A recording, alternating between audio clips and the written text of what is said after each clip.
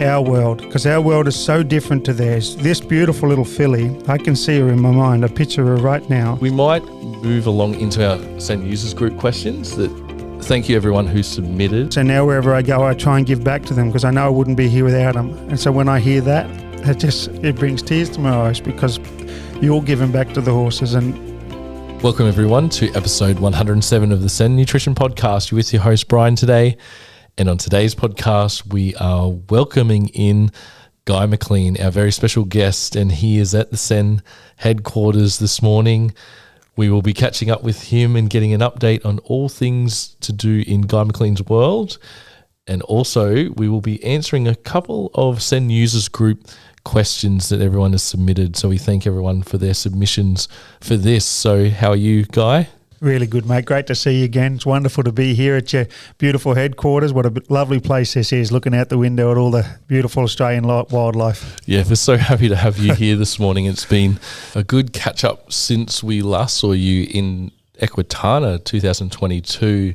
And between that time, you spent some time in America, and now you're back on home soil. So how's everything been going, Guy?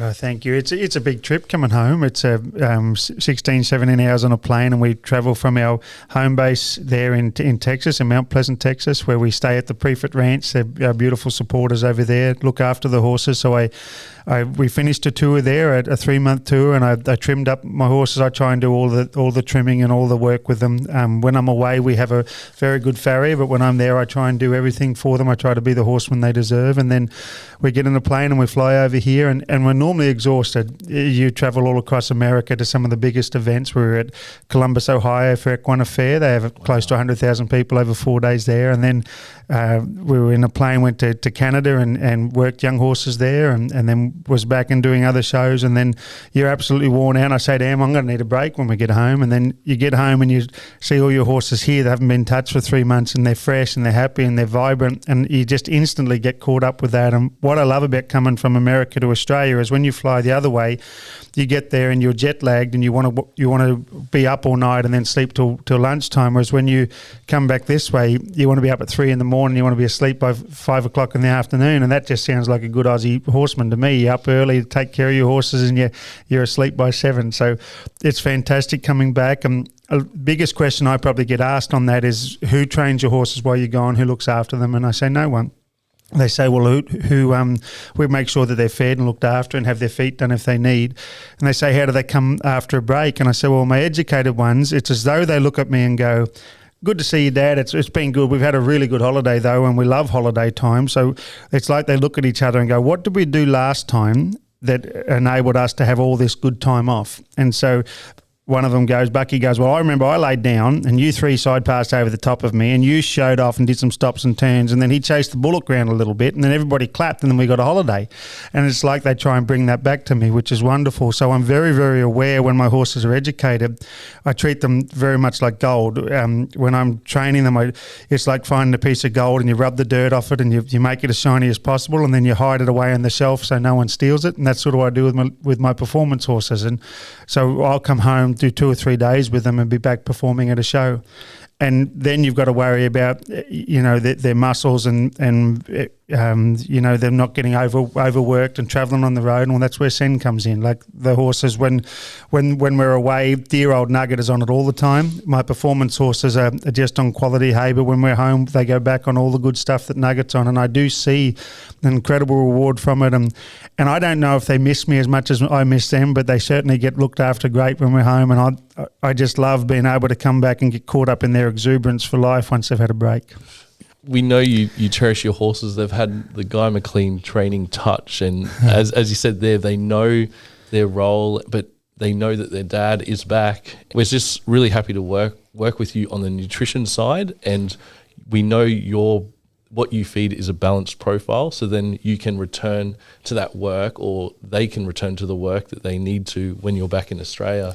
Yeah, no, and people always say, they've always said to me, They love the way my horses seem to shine from the inside out, and that's because they're happy mentally and emotionally. But to have the physical help, and dear old Nugget, I mean, I had him, we were speaking before, I had him since he was a 16-month-old colt out of the bush, and I was told he was worth $200, and so we bought him, and I trained him up. The idea was to sell him and buy better horses. Well, I couldn't find a better horse. You know, he ended up being who I was, and made me in so many ways. And he got to 10-year-old, and he had what was called decimatus of the coffin bone. He showed lameness, and that horse was tough. He was never one. I've got a great horse in my team now. If he sees another horse get bitten by a mosquito, he'll cry about it. Like he doesn't like the thought of being hurt, whereas Nugget was tough. So we went to a vet, and they said, well, he's got decimatus of the coffin bone. And I said, dumb it down, please, doc. I'm not that clever. And he said, he's got ring bone, and you could probably get him through for another 4 or 5 years if you use synthetic drugs, but then you'd have to put him to sleep. And I said, done, he's retired. I took him home, and he was at the height of my career. Like there was no Guy Mclean without Nugget, and so I had made the decision. I just knew in my heart then that it was the right thing. I'd rather have him for 20 years happy and well than 5 years famous and then gone. And so the vets still talk about that. They say that fella's the real deal, because we never saw him perform with that horse again, and yet he's still happy, live and well. He's 28-year-old. He never had any white on his face, and now his whole face is white. He's hardly got any teeth, but he gums down his CEN products every day. And he's just the most wonderful old man. And we had him on synthetic products, as I say. And then once we found out about the CEN, he hasn't been on them since. And I ride up and down his fence. Our property's called Nugget's Rest. And I ride up and down the fence past his, and he looks at me saying, I'm still the best horse on the property. He still believes he is at 28 years of age. And so I'm so grateful to CEN, because horses won't lie. We can have a placebo effect. We can have a sugar tablet and think that it's a headache tablet, whereas a horse won't do that. If it don't work, it won't work. So we're just so grateful for that, and you know, your family to us, you helped Nugget, and he's my everything. And I don't know how much longer I'll have him. I'm looking at him. We've got his model on the table here, and he makes me tear up just thinking about him. So we're just so grateful for what you've done for us. You've taken care of our horses, and that means more to us than anything. It's such touching words, Guy. And Nugget is probably grateful for you, because to retire a horse in their prime, to really look after them, just shows the character of who you are. And we're just honoured to be a part of helping Nugget in his his later years, 28 years. I was speaking to Emily and Guy before the podcast of what his feeding regime is. He doesn't have the best teeth. He actually doesn't have many teeth. Yeah, and so he has to rely on some loosened chaff to have some of that roughage in that old age, and then it's balanced through the CEN grain-free, CEN lupins.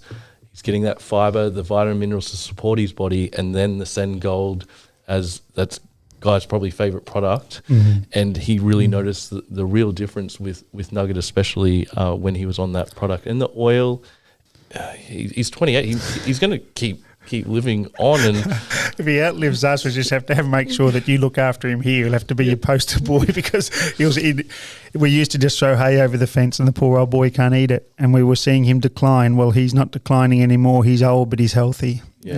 And I'd love to, at 28, it probably has him in his mid-80s. The way he struts around the place telling everyone how great he is, I'd love to be like that when I'm 80.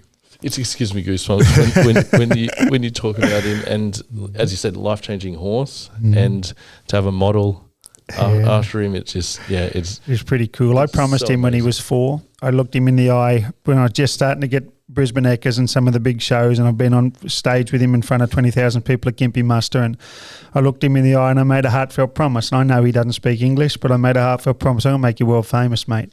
And then 10 years later, it took longer than I thought. We're ready to go to the States. We have everything lined up. And he's got this decimatus of the coffin bone. I can't take him. I'm not taking him over. So I cried into his ear for about a minute and said, I'm sorry, I couldn't make it come true. And then we go to America and we do some big things over there, and I win a world championship, and we're at all the major events. And Bryan model, who made his doll now, they said, we want to use one of your horses as a celebration horse. There'll be about 300 models. And I said, oh, no. I said, I'd rather you leave that for 4 runs if you're going to have these horses here, because they're going to be famous for the next 10 years. And I said, I'd love the old stallion to have it. And they said, oh, no, he's not famous enough over here.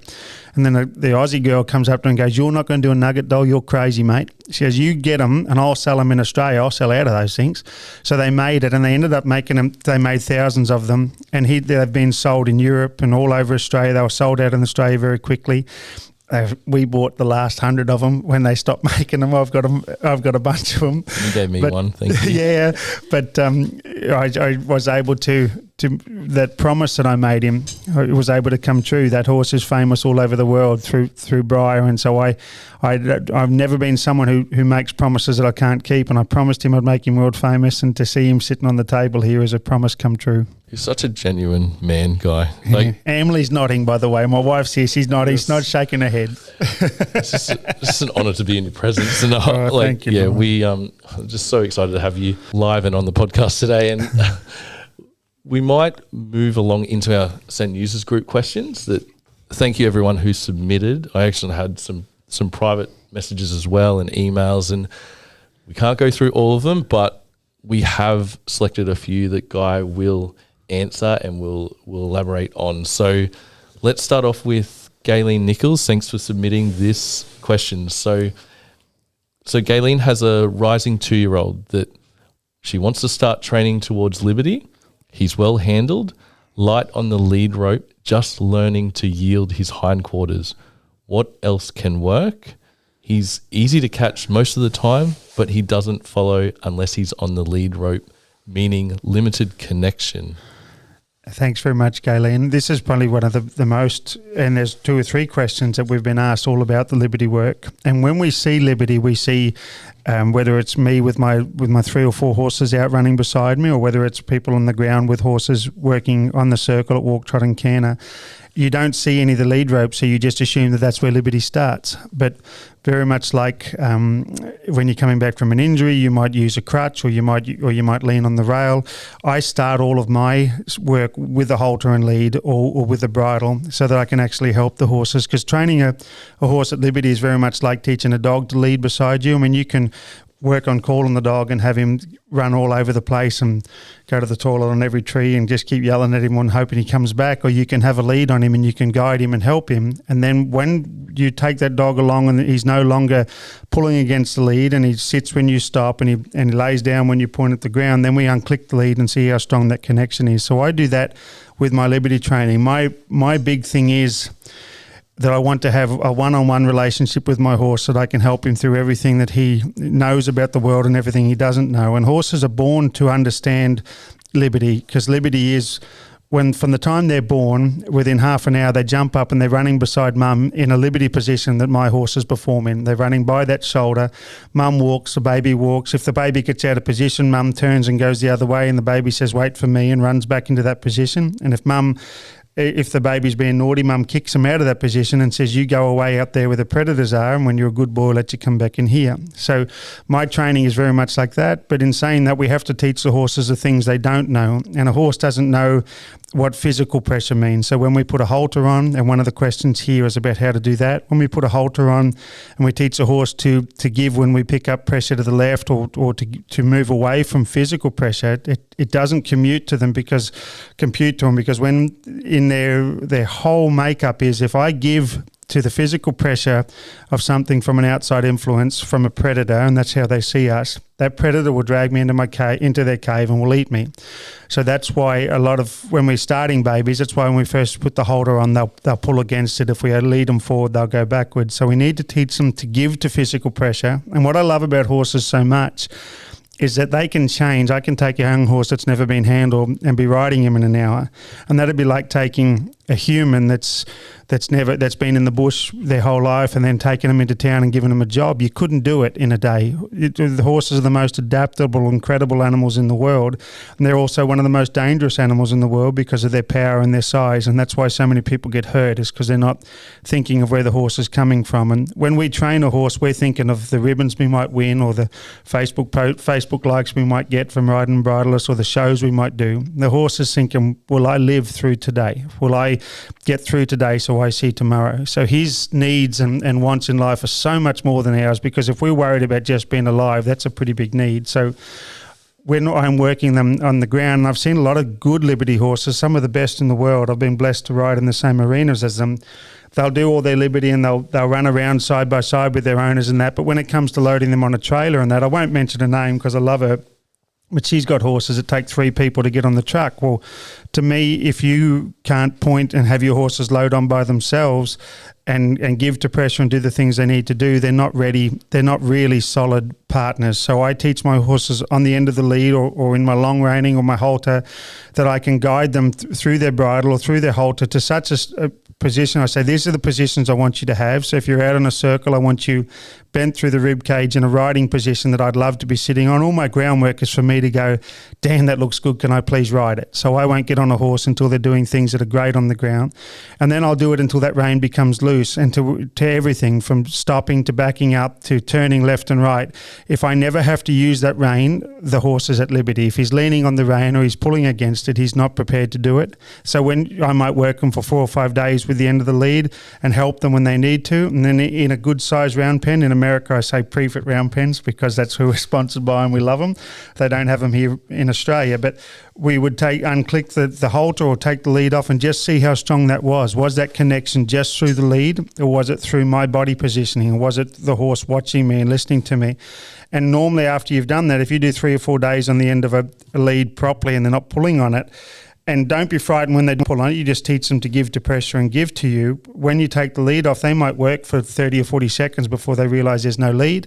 Then they run away and say, look how big and fast and strong I am. And we go back and we catch them and we rebuild that connection. So when my horses are at liberty, people say it's like there's a string on them. Well, there is, and that string is from my heart to theirs, connecting us together. And when you're working at liberty, don't be frightened if your horse runs away, because the best liberty horses in the world have all run away. And actually, the more they run away, the more chances they get to come back. A liberty horse that has never run away is never truly at liberty, because he's never been able to test that strength. And the way that we make the best ropes in the world is to have thousands and thousands of fibres to make the one rope. If it's only one fibre and it breaks, the others won't hold on. So that's the liberty horse. My best liberty horses are the ones that run off the most, because then they come back the most. And the very best liberty horse I've got in the world, Hope, he ran away more than others, and now he won't leave. He says, I know what running away is. That's just hard work. I'll just stay where I need to do and do what I need to do. So create that connection with the gear so much and then take it off and see where it's at. But having your horse give to pressure, that when we pick up on their nose, they soften through the back and back up and soften their body parts to the physical touch, makes them better riding horses, because some of the world's best liberty horses, they can't even ride. And to me, if they're not able to be good riding horses and good partners first, they're not ready for liberty anyway. So all my best horses would go out and compete and chase a cow and work in the mountains and then do liberty on the weekends for fun. So build that connection so strong that when we take the lead away, the connection is still there. Sorry, that was so long-winded. No. We'll send Galen the bill for that advice. Good luck, Galen.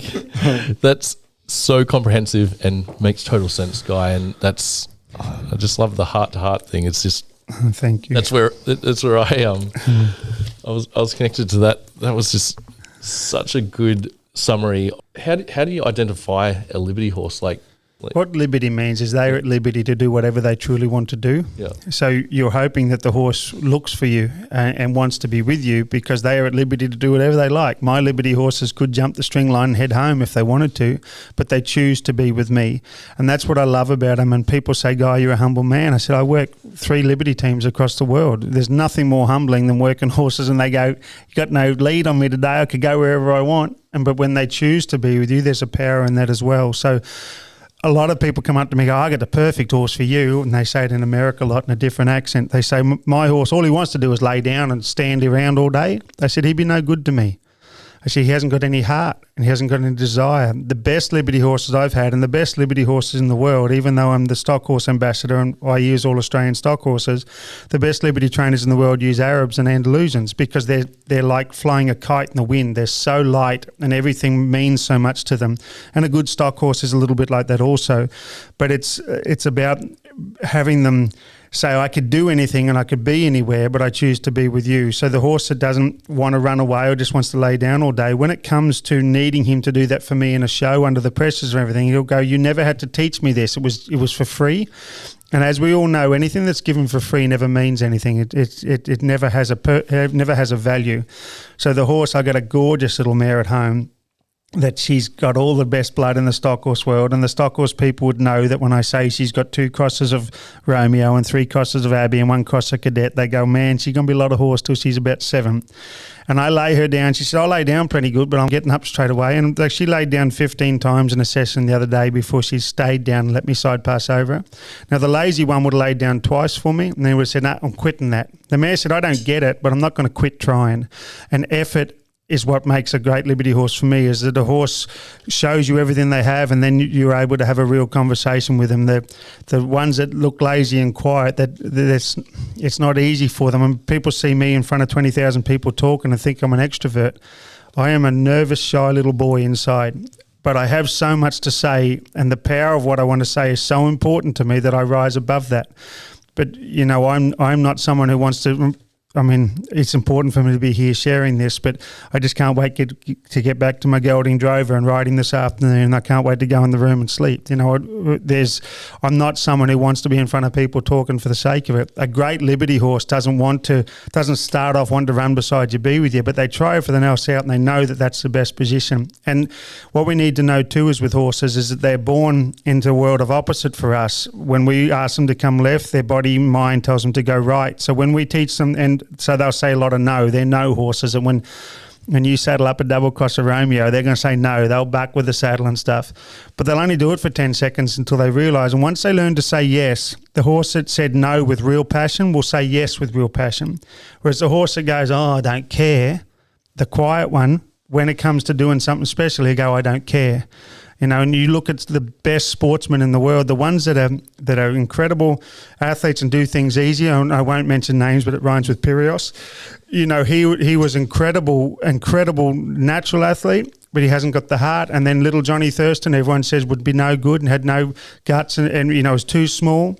His heart drove behind him, and he became one of the greatest players in the history of the sport. So try is what I look for in a Liberty horse. Even when he's doing the wrong thing, as long as he's doing it with effort and as long as he's got conviction.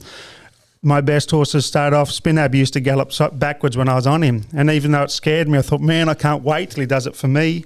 And now I've taught him to do it. He's one of the only horses in the world that can do it. But he wouldn't have been able to do that without doing it for himself in the beginning. So all I want from a Liberty horse is try and effort to keep trying to find the answer. And I just make sure I give him the right questions. That's fantastic information, Guy, from my own question. And that's I'll be part of the CEN Users Group. Yeah, you will. Speaking of Andalusians, we have Leanne Colby. She's asked a question through our Facebook, and she has a purebred Andalusian filly that is totally unhandled. She recently purchased it, very sensitive, with a high self-preservation. She will face up, follow and touch with her nose, but will keep that tiny airspace between us when trying to touch. Will she eventually relax and allow touches and ultimately a halter, or is there another method going to be necessary, like an experienced person to put a rope over her?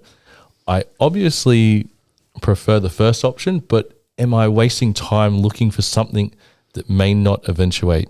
She's been in captivity, in inverted commas, for 2 months and home with me for a month. Any advice, Guy, would be appreciated. Thank you, Leanne. This is so tricky. Anything with horsemanship is tricky because a lot of people, if we was to put in the Google search engine ropes and horses, you would see horses being mishandled with ropes. Many years ago, they would rope a horse. You watch Spirit, the movie. They throw 4 ropes on this horse and they drag him into captivity, and it's awful. And when you think about it and you look at it in that position, no, you wouldn't want to put a rope on a horse. But I see a rope as a different thing. I see a rope as me touching the horse from a position of comfort for me. So everything that you've done with him already, having her come up and follow you around and that sort of stuff, that is what she's been born to understand. That when you pressure, she would go away. When you back away, she would come towards you. And that's how all my babies are. At 6 months of age, I can walk around the paddock and all my babies will follow me around with about 2 feet away from me, and if I reached out to touch them, they would all canter off. And a lot of people would think that bad. I love it. It'd be like having kids in the park waving to everyone, being nice, but if someone come along and parked their van up and said, "Kids, hop in," they go, "Nah, stranger danger." I think young, uneducated horses need to be that way. And the horses that are taught from an early age, that are handled too much as babies, that would climb in that van, well, they're not equipped. They can get themselves in trouble. So I would, if she was with me, say I was to come to your place, I don't have time to do that anymore, sorry, but I used to do it all the time. I would get some physical touch on her. Say she was in a stall, I would even get, this might be something that you could do, I would get a broom handle, just a nice soft stick, and I would see if I could reach out and touch her with that the first time. With me being 3 or 4 feet away, or a good 8 feet away with that broom handle, obviously you have to be very careful that she doesn't wheel around and kick or do that kind of thing. But if you could rub her with that, where you're far enough away from her that if she was to reach out with a foot or to kick, because I'll give you just a quick story, and I say quick, and I take a long while to say quick stories, but I had a little Brumby mare come to me at a clinic, and at the time I was teaching them to follow me around, and I was riding them bridleless and saddleless, and their very first ride I used to slip up on them and hold onto their mane. And this beautiful little mare come in, and I got her to follow me around the yard like a little puppy. It was awesome, and I'm thinking, man, I'm doing a great job. I'm going to be one of the world's best horsemen. I was about 22, 23. And I reached out to touch her nose, and when she touched me and put her physical touch on me, she struck. I actually reached out with my hat, I think, to touch her the first time, just to give me that little bit of extra reach, and she struck my then Akuba out of my hand as quick, because to her, horses never get physically held by another horse, and if they do, it's only when they're being bred or if they're being attacked by another horse. So it wasn't until I flicked a soft rope on her and she bucked and jumped when I put the rope on her, that I was able to actually touch her from a safe distance. So with the broom handle or even a pool noodle would be fine, because if they strike at a pool noodle, they won't hurt themselves. You can rub their neck and you can rub their back and you can get them used to a physical touch. But to me, I love the idea of the rope, a soft rope, because I actually tie a knot in it. I tie a double granny knot, which is like I think it's called a true lover's knot in it, so that it won't close down on their neck. So I would softly get that rope over the top of her neck, and that would close around her neck, but it wouldn't close so tight that it would take her breathing away. And from there, I'd be able to touch her with that. So even if she turned around, and this would be in a round pen or in a stable if I thought I was safe, but I'd have to really feel safe in there with her. And I would be able to press her and release with that and be able to touch her as though my hand's on her. And if she wanted to run away, I could move away with her. Whereas if you reach out and you're trying to put a halter on her the first time and she jumps away, you lose that connection, and then horses can get really tough with that. So just say whoever's using the rope, as long as they would have, if they were touching them with their hands with respect and kindness and thoughtfulness, they can use the rope the same way. We can throw a feel out with the rope exactly the same way as our hand, but from a safe position. And then the horse still sees us out in front of them. So I think that rope well handled, a soft rope that won't burn them. And if you think about it, if you have to wear gloves when you're handling a horse with rope, you're not using a soft enough rope, and you're being too tough with it, because if it's burning your hands, it's going to be hurting the horse. But if you can work with a rope that doesn't burn your hands, as far as the rope's that soft and it's that good on the horse, you can help that mare, and then you can start to teach her to yield to that physical pressure that we talk about. I'd love for you to be able to do it without it, but she's going to have to wear a halter one day, which is physical pressure from the distance. She's going to have to wear a bridle. And as long as you're doing it from a position of, everything I do for your greater good. So with my beautiful daughter April, who grew up with her mum, I only had her till she was 2. When I would discipline her, and she'd say, "Daddy, why aren't you letting me do this?" I'd say, "Darling, in the moments when I'm doing this, it's for your greater good. I'm showing more love and more care to you than when I give you a lolly, or when I say, yes, you can do whatever you want to do."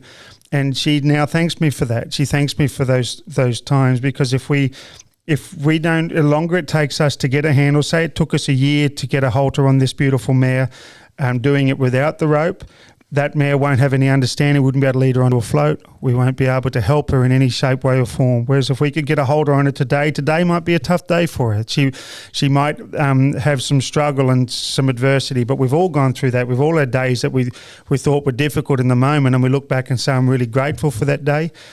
I would try to get a rope on her and handle her and get her as soon as I can. I've had people say to me, Guy, you look like you're in a hurry when you train a horse. And that was at the World Championships when I'm on them in 20 minutes and I'm riding them around bridleless on the third day and that kind of thing. I say, I am in a hurry. I'm in a busting hurry to teach them about our world, because our world is so different to theirs. This beautiful little filly, I can see her in my mind. I picture her right now. She's saying what I was born and bred to do, to keep myself safe, to stay away from situations that are scary, to push into pressure when I feel pressure so I will not get hurt, to kick and to fight and to flee until I'm safe. That'll keep her safe. If you put her out in the wild, that mare is equipped to live in the wild. But in our world of, we want to tie you up for 2 hours, we want to wash you in a wash bay, we want to put shoes on you, we want to ride you, the poor darling doesn't have the tools. So I'd be saying to her, come into my world, sweetheart, and let me show you the things that once you learn to give to physical pressure, once I can touch you in all positions on your body and you yield to those touches, I will keep you safe and look after you. It's like a lot of people who reach for God. When we can give ourselves over to someone who's bigger than us, there's an incredible breath of well, my horses look at me and say, don't worry, we don't need to worry, Dad's got it. So I would try to get this soft rope with a knot in it so it doesn't close down on the neck and help her like that, because otherwise we're just going to be taking a long time before we can truly help her, because our world of giving to physical pressure is something she doesn't understand yet. And as long as you're doing it from a position of, darling, I do this all for you, it might be hard now, it will get easier. I often look in the eye of a young horse and say, I promise you, and I don't make promises I can't keep, I promise you it will get easier. And my good horses watch me as I work a young horse in the arena, and they go, just do what he says. He knows what he's doing. It'll get a lot easier if you just do what he says. And I hope that for you, darling. But the rope is not a problem if you use it the same way you would use your hands. But certainly I just wish you all the very best and hope that this filly can believe in you as much as you do her. Thanks so much, Guy. That was. You asked for 5 hours of info, didn't you? I've got all day. I'm happy to be here all afternoon. This is so fascinating. We just love you, Guy. Thank you, and mate. Thank you. Now, probably finally, I had a few private messages from some of our clients, and this is probably going to take you back with how much influence and how touching Guy and Nugget were back in the early 2000s. So I had a message from one of our clients. So Holly Graham-Jones, she runs Queen's Farm, of a boutique mare and rehab farm in Victoria. And Guy's probably like, what's this got to do with me? So this is the effect that Guy has on everyone that he meets. So Holly saw Guy and Nugget at the Royal Show in 2005. And she said it changed everything that she saw in a horse and has led to since then it led to a different outlook on the equine individual, which has led Holly into doing a Bachelor of Equine Science to do further research and continue to be an equine advocate. And all this has been based on simple words that Guy said that day. And it was, our horse is our mate and they want to make us happy, and it's our job to make that easy for them. And everything you do, your actions also speak louder than your words, Guy, and you practice what you preach. And we can't thank you enough for what you do with the horses in our whole Australian and even the overseas and America community. So thank you, mate. Thank you. Thank you, Holly, and thank you for doing what you're doing for the horses. And I sometimes wonder, I've said it to Emily, and especially before I was taking the collagen, I used to wake up, about 8 years ago now, I was waking up screaming in pain. And I'm not, in my family, I'm the youngest of 5 boys. I never saw my grandfather wince in pain. I've never seen my dad, and they've had horrific injuries. Showing weakness for pain was never allowed. They don't mind if we cry if we love someone, but we're never allowed to show weakness like that. So when I wake up, I'm screaming in pain. I rolled over to Emily and I said, I need help, because my hips have a lot of arthritis. And so we went and we had steroid injections that helped me for 3 or 4 months. I said, I can never feel that way again. And then when we saw all that greatness for Nugget on the gold, and Nugget's running around the paddock trying to make as many more Nugget babies as he can, he was so full of himself. I said, I want what he's on. So then we got onto the collagen, and I'd be lost without that now. But back when I said that, I rolled over to Emily, and I'm 48 now, so I was 43, and I said to her, I was in so much pain, I said to her, have I done enough? And she said, what do you mean? I said, because if this pain keeps up, I don't want to live. It was awful. It was like as having knives shoved into me through my hip pain.